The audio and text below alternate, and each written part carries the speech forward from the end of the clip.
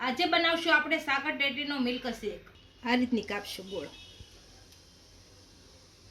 આ બિયા કાઢી લેશું ચમચીની મદદથી। આ બધા બેયના કાઢી લેશું।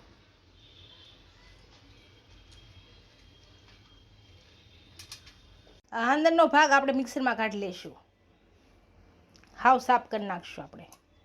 આ બંનેને આપણે કાઢી લીધા છે મિક્સરમાં। આમાં કાજુ નાખીશું, બદામ નાખીશું અને સ્વાદ અનુસાર ખાંડ નાખીશું।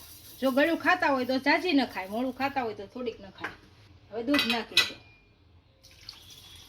હવે આપણે આને બંધ કરી અને મિક્સરમાં ફેરવી લેશું। હવે આપણે આની અંદર 1 થી 2 ચમચી તકમરિયા નાખશું। આને આપણે પલાળી દીધા હતા 2 કલાક પહેલા।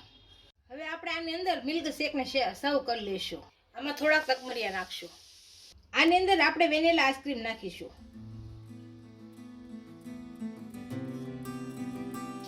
ઉપરથી બદામ નાખીશું, પિસ્તા નાખીશું।